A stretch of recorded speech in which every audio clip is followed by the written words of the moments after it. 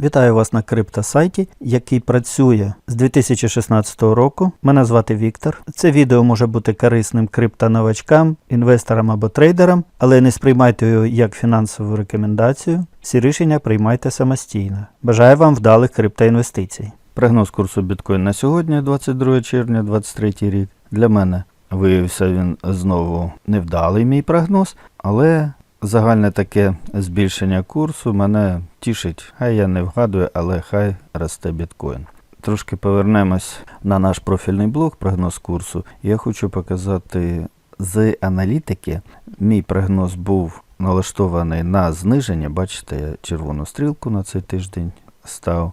А от прогноз від штучного інтелекту цього разу показав, що загальний настрій виглядає бичачим. Тобто очікували зростання, але навіть тут не очікували зростання до 30. Максимум було 28. Але ж тренд тут був вибраний вірно. Що я думаю буде далі?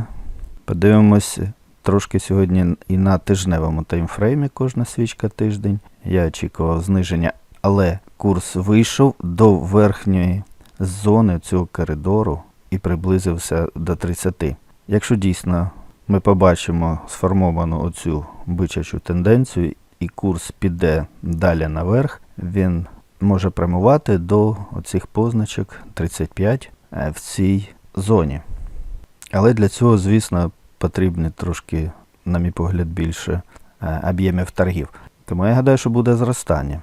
І індикатор EMA ковзаних ліній, який вам вже відомий. 8 ліній на різні таймфрейми, синя найкоротша, і коли ця синя перетинає всі другі, це може означати зміну тренду.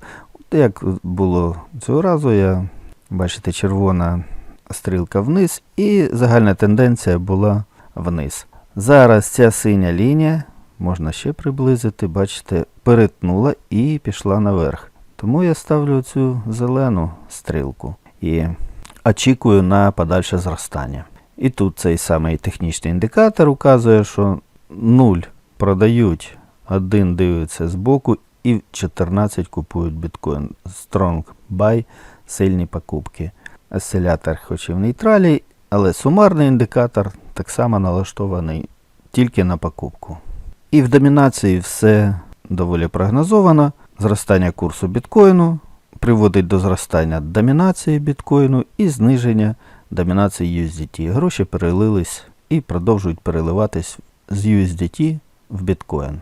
Отже, я прогнозую продовження зростання, хоча такий потужний рух наверх повинен зафіксуватись, якась консолідація десь повинна бути, десь тут може, хоча б така приблизна, як тут. Але настрої покупців давлять курс наверх. А ми завтра перевіримо моє припущення, пишіть свої думки. Якщо відео сподобалось, лайкніть, поділіться, підпишіться.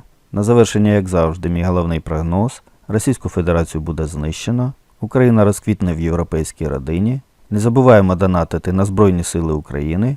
З вами був Віктор. До зустрічі.